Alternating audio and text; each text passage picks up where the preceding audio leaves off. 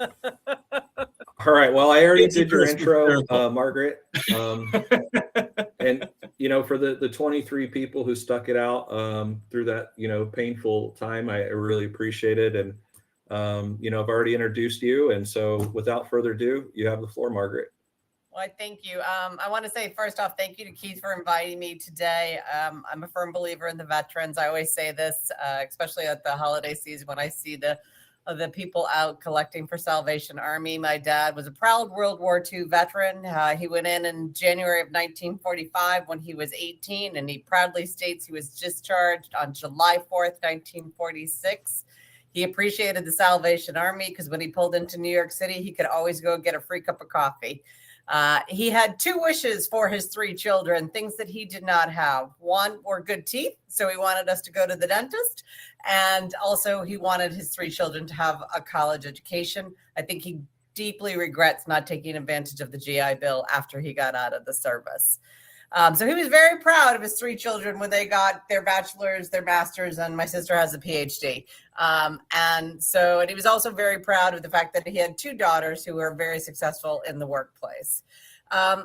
My career has been a very journey. I am from West Springfield, Massachusetts, and I first went to work in Boston. I went to work for Scudder, Stevens & Clark. They no longer exist. They got absorbed by Zurich Financial Services. And that's where I got my foray into business continuity management. And I was fortunate that then after that, I went to work for Sun Life of Canada. And then I went to work for John Hancock. They got acquired by, the IT department got acquired by IBM because the CEO wanted to soften or beef up his parachute package for retirement. And then I went to work for Investors Bank and Trust, and that became part of State Street. Then I'm in Ireland working for Investors Bank and Trust in State Street. And the gentleman who was the CISO when I was at Sun Life of Canada, he's calling me to come work for eBay. And I'm like, Dave, I've just arrived in Ireland. I am not leaving this assignment. And then when the acquisition took place with State Street, I then decided I think I'm going to lose my shirt living in London. I love it, but it was very expensive. So I went to work for eBay for 6 years, and very exciting time to be there because we acquired 25 companies and I was running business continuity and disaster recovery for them worldwide. And like all organizations, you get new management and then someday your name appears on a list. And that has now been my story when I then left eBay, and then I went to work for MetLife in Raleigh, North Carolina, which is where I'm talking to you from today. And they also got a new CEO in 2019, and gradually the names got on list, and my name got on the list in 2021. And of course, then it's like, oh, I'm looking for a job in COVID. This is interesting. And I was fortunate. I got a remote job, and I put it in my offer letter that I'd always be remote as an Uber employee because I knew COVID wasn't going to last forever. And the nearest office for Uber was Washington, D.C. And no offense, I like D.C., but I'm not commuting there. And so they decided literally a little over 2 years ago that they didn't need, first I thought it was just me, but then they didn't need the entire continuity team, which I then was scratching my head because they are a heavily regulated organization and people just think, hey, it's a transportation company, but they are heavily regulated. So Keith asked me to talk about, working with executive leadership, looking at jobs. And I am going to tell you this. It's a challenge going out in the job market today because I still think that people write business continuity job descriptions or business resilience or whatever you want to call them without really understanding our profession. And I still read some of these and they want you to do A to Z. And then, I talk to a lot of people and we're trying to do A to Z with just 5 people. And I've also said to people, sometimes don't get hung up on the job title, get the opportunity to go for the interview, read the job description, see if it's what you like, check your network to find out if somebody works there. Because I will say this, job titles can be very different according to the structure of how job titles are at a company. I have financial services background. And so I'm used to, you start in as, hypothetically a manager, senior manager, then you become an AVP, a VP, et cetera. And I was applying for some jobs during COVID for one bank that was based in Florida. And so I'm applying for a vice president's job. And somebody who I knew on my network was like, what are you doing applying for a vice president job? And I'm like, well, I read the job description. It seems like you can do it. He goes, oh, no, you'd be a director, which in my mind was the opposite of how I thought the job structure should have been. And then, like, for example, when I applied for a job at Uber, I'm reading this business continuity job and it literally read manager. And I was like, oh God, I haven't been a manager in a long time. But when I looked at the hierarchy at Uber, managers were actually a good position.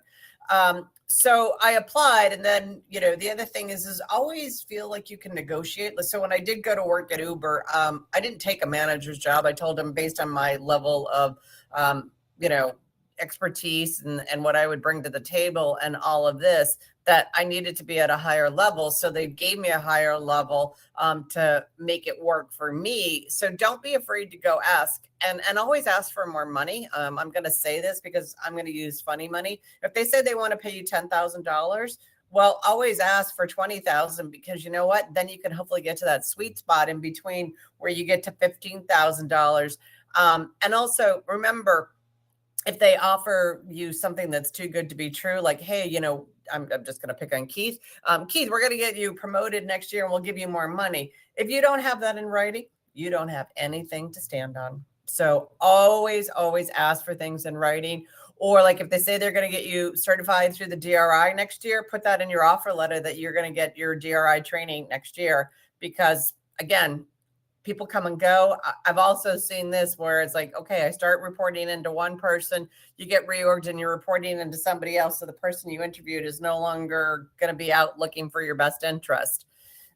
So always do that. And I'm also going to say this, you have to be your own best advocate. I do find that at organizations, you might come in and you might be able to tap into the veterans community group that's at that company, but you still need to figure out like, what are the jobs that are out there? What's the next job that you want, whether it be at that company or the next company? And you want to start reading those job descriptions today because, if they say you need to have basket weaving and you don't have that skill set, then figure out how you get that skill set to get there. The other thing is do not assume that your boss has your best interest. And I don't mean to say it the way it sounded coming out of my mouth, but I do mean it because look at the organization. I have predominantly reported into the chief information security officers. They typically have 10 directs. Okay. So those 10 directs probably manage 5 people. So I think you can start and do the math with me. If in your organization, and I'm just going to stick with the manager to senior manager, if they only have 2 or 3 openings to go from that level next year, guess what? You are competing with everybody else within your division to go get those titles. So therefore, you need to be your own advocate of getting out there and telling them why you feel you should be promoted. And remember, when you're talking about things, I know in the military, it's more of, hey, we did this, we did that, or, we took that hill, or we put this together, we did that. But in the work world, it is all about you. So it's I, me. So think about what you're doing. This is a perfect time if you've just started with a new organization. One thing that I do every Friday when I'm at my companies is I put down what were my major accomplishments that I did this week. Only needs to be a couple of bullets because you know what? I've worked where my fiscal year is January to December. And when I have to come down to my annual review starting, say, in October, I might not remember what I did that was the wow factor in January, February. So put that down there, okay? And then remember, you might have to say, here's my write-up as to why I should get promoted. Because people will say to me, you know what? I've worked for so-and-so for 2 or 3 years. They know I'm a rock star. They're going to get me promoted. Do you know that? Do you talk about it? Do you talk about wanting to get promoted with your one-on-one with your manager? Do you know their circle of sphere of influence? Because it's not just your boss that gets you promoted, it's their peer group. So get to know those people too. It's always a good idea to, volunteer to go do things at your company so that you get that exposure, because then they'll be able to say, hey, yeah, I know Margaret. She's volunteered for the veterans. She's done the coaching and mentoring. She's done Dress for Success. She's helped, organize the, American Heart Association walk. So get yourself known within your organization. But I'm also going to say this, don't overdo it, because sometimes if you look like you're volunteering too much at the work, they'll be like, does she ever do her job? Because she's always doing some volunteer project. So figure out what's the sweet spot for you. Now, the other thing I'm going to say is get out there and get to know your management. Okay. Ask for a skip level meeting with your boss's boss. Not, just get to know them, because if you don't know them, how are they going to know you? How are they going to think that you want to get promoted, that maybe you should be selected to go do, say, this big new project that's out there? I do feel that that is important. And the other thing that I am going to say is don't be afraid to challenge, but in a nice way, because you don't want to, get yourself in trouble, and always watch your back, as I say in corporate America. Meaning, figure out what I'm going to say is the nice way to say, like, gee, how can we make this better? What can I do to help, solve this problem? But also remember to figure out the constructive way to give feedback to people, because giving feedback at a company can be very challenging. When I worked at Uber and eBay, they aren't startup companies anymore, but they were still in that mentality of, give me that honest feedback. So if I were in a meeting with Keith and he's going through this presentation deck, I could be honestly say, like, Keith, I don't know what you're trying to say on slide 7. It doesn't resonate with me. So if it doesn't resonate with me and I already know something about it, it's probably not going to resonate with a larger audience. At other organizations I've worked at, and I've worked for some organizations that have been around for over 100 years, it's kind of like, oh, Keith, could you tell me a little bit more about slide 7? Because I can't tell them that, it's terrible because very diplomatic of you to say that. Yeah, it's like, because you're gonna stick your foot in hot water, and I don't want you to burn your toes. So figure out how to collaborate with everybody, and that is really very, very important. The other thing that I recommend that you do is figure out who the chiefs of staff are at organizations, because they can also be lifelines for you. So for example, if you need to go present to senior leadership, what's the preferred, deck size templates that they like? Is there a slide that they like? Meaning, do they like to have, pie charts? Do they want whatever? Figure that out, okay? And remember that you probably only have the opportunity to present 3 to 5 slides, depending on how much time you have. But I always tell people, the appendix are your friends. You can put as much crap as you want in there about your program. So put that in there, okay? So take advantage of it, and make sure that if there are monthly decks that are being presented to leadership and or the board, that you have a deck slide in there, because if you are not in there, out of sight, out of mind. Okay. So you want to make sure that you are always there. The other thing that I recommend that you do is you do a lot of wonderful stuff at the organizations that you work at for business continuity, crisis management, disaster recovery, etc. So make sure you do a year in review deck. I do it every 6 months just to remind them of what we've been doing. So I'll talk about how, for example, we're upgrading the policy, or we've done, like, I've helped bring in new clients. So I'll say hypothetically that I helped bring in the ABC company. That was a $2 million deal. We had the 1-2-3 company renew their contract, and I talked about business continuity. So that was a renewal of $5 million, because I did hear this when I was trying to get my settings working. Like, you want to make sure that you show that the value add that you bring, because I will say this, remember, you are not a revenue generating center. Okay. Even though you don't, cost a lot compared to other departments. Cause I'm sure, like, I always remember this when I would sometimes go work with internal audit, they wanted you to go fix everything under the sun, but you're trying to do this with a handful of people. But then when you look at the internal audit org chart, there are 100 auditors. Figure out how to do your value add. Today we have the Winter Olympics starting in Italy. I've worked in organizations where we have had offices in host cities. So I try and go and say, okay, for the next 16 days, and do this far enough in advance. Okay, hypothetically, I'm going to use simple math. If you earn $1 million a day, that's $16 million that we might lose. How can I go work with you in advance to show that if something happens, I'm going to make sure that we're continuing, maybe not bringing in the million, but I can bring in $800,000, and that by working with you, I in advance was able to save the organization money. Read also the financial report at your organizations, because if I go ask a business unit how much money they might make or lose, they can't tell you, but usually there's a lot of good information in there. Also, if it's not in a financial report, go take a look at what you might be able to get from the finance people at your organization. I feel that is also very, very important to be successful. And also, speaking of finance, always find out from your finance person who's assigned to the division that you work at when your budget cycle starts. I've had to start the budget in May at some companies, and I'm like, wow, that's really early considering I just got the funds for this calendar year. If somebody's like, hey, Margaret, we got you taken care of, don't trust them, okay? Because what does that mean? So again, if your boss has $1 million budget, chances are they're getting asked to remain flat. They might be asked to give some money back, or maybe they get a 1% increase, if that. But what I'm saying is you still want to give over to the finance people what you need, or your boss to give to the finance people, because use a simple Excel spreadsheet if they don't have it. Put down all of your staff.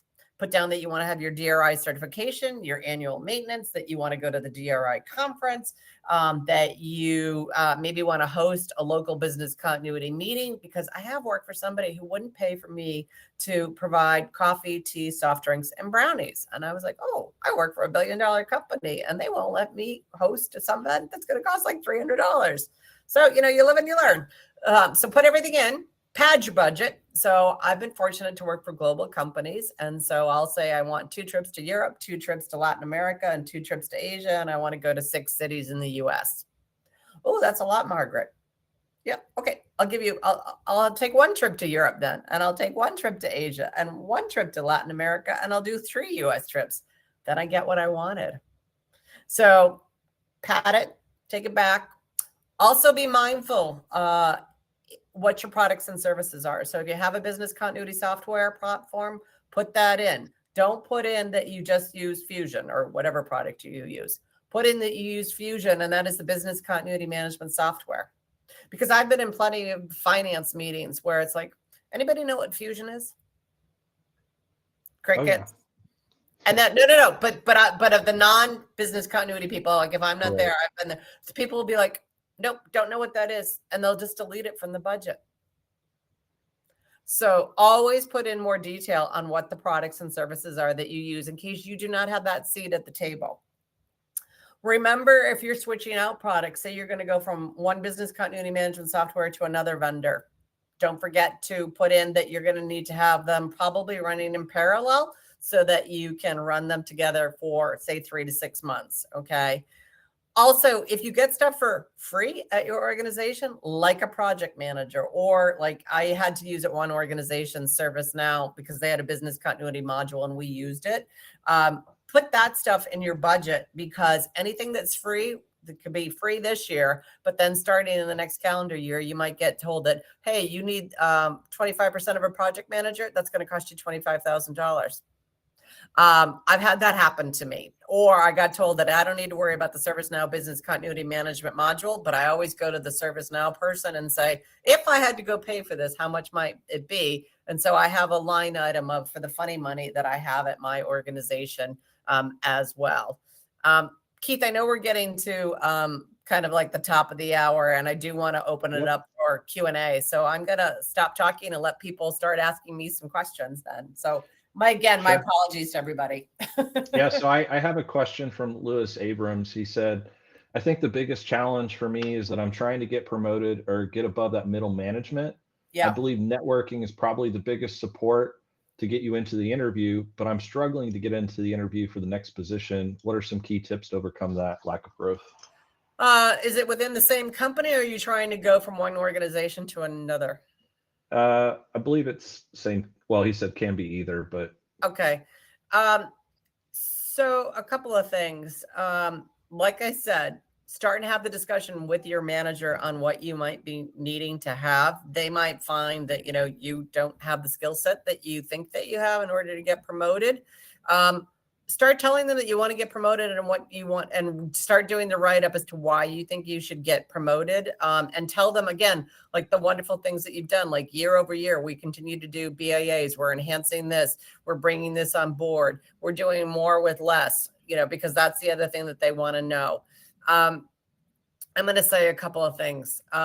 Always look at your organization, because when I worked at eBay, I always kind of had to sit and scratch my head, because I worked with, I firmly believe in bringing in people who don't have any experience in business continuity management, because they don't get at this at universities, et cetera.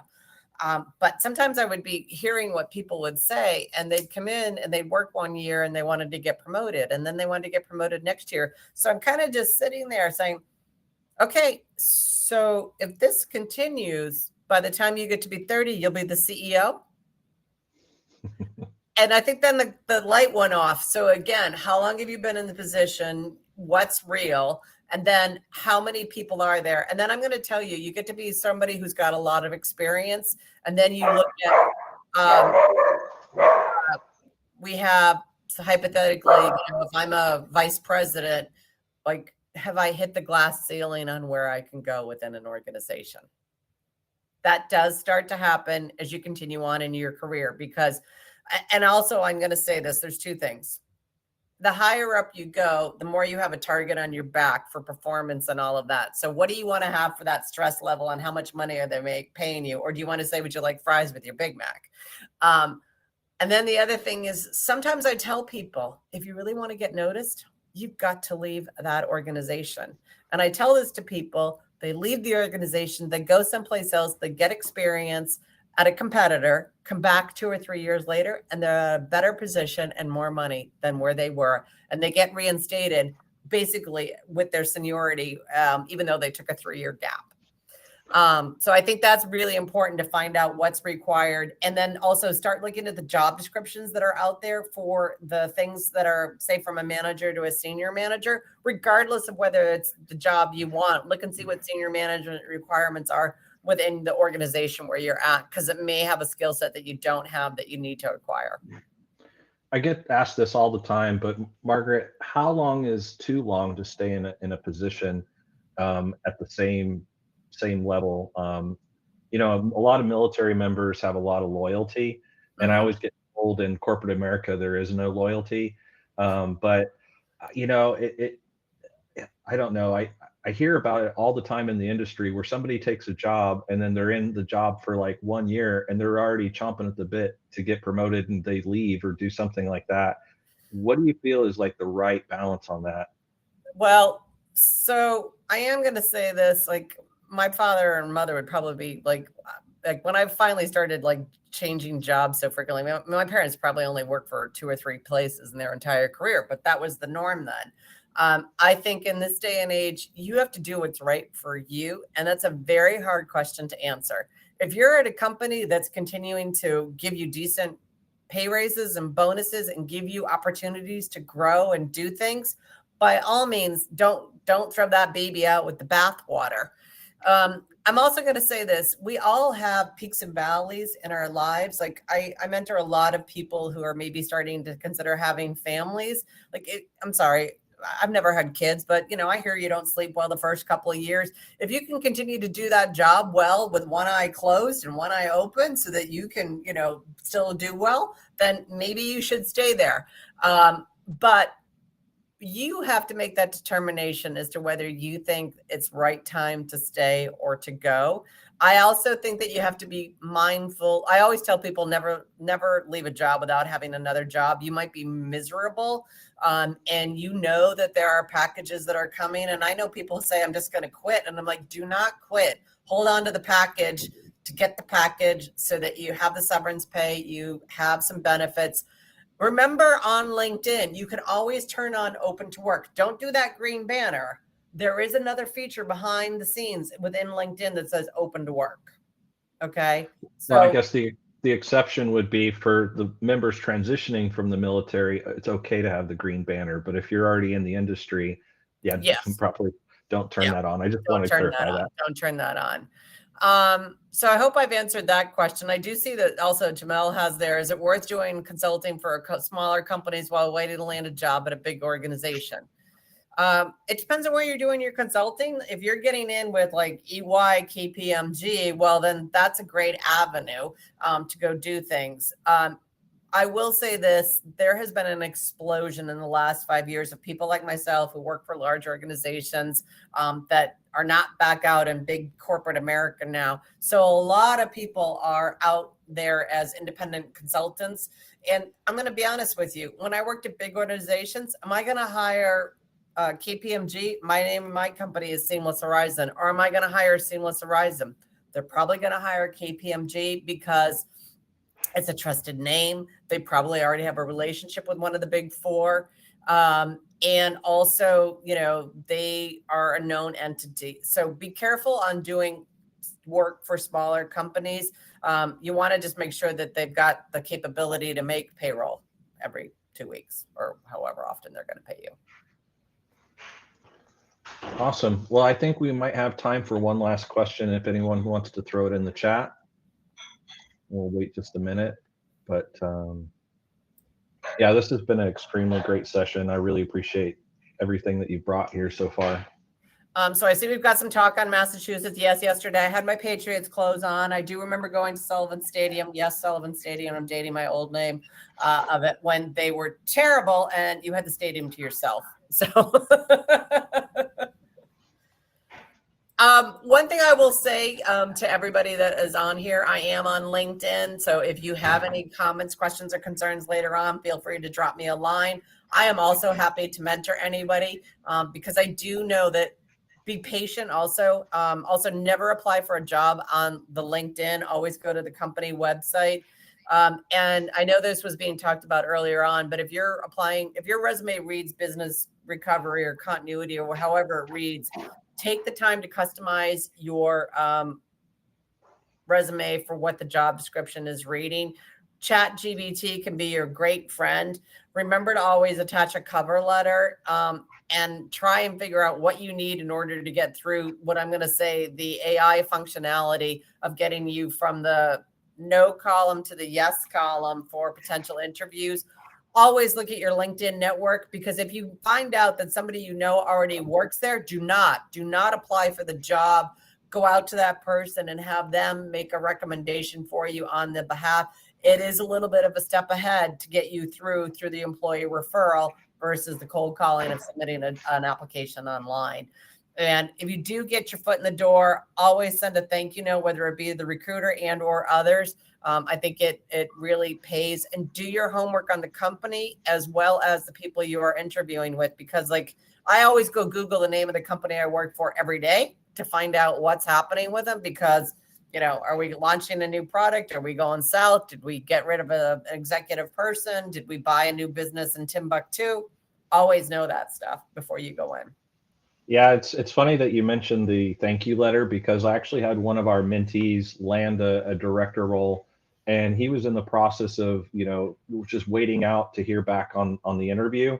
Yeah. And he didn't even know if they were going to call him back. And his follow-up was just a thank you letter to say, you know, regardless of your decision, I appreciate your time and, you know, considering me and whatnot. And that extra little piece was the deciding factor that pushed him over the top. Yep. And also always do your homework on your benefits. I mean, I know you might leave the military with some benefits, but remember, you know, depending on where you're going, figure out again, because one company might give you 3 weeks vacation. Another one might give you 4. Another one might give you healthcare benefits for $5 and dental for $10 or whatever. And also find out when you can get into the 401k and how long you need to be vested for. Because again, it's not money that's going into your checking account every 2 weeks, but it's money in another fashion. Awesome. Well, hey, Margaret, again, I really appreciate you jumping on this call. No, we had a very powerful 30-minute session. I think it went well, and you were able to articulate a lot of true value to this group. So thank you very much for the invite. Like I said, reach out to me on LinkedIn, and best of luck. And I hope that the DRI has a successful conference later this month. All right. Take care, Margaret. See you, everybody. Bye. All right.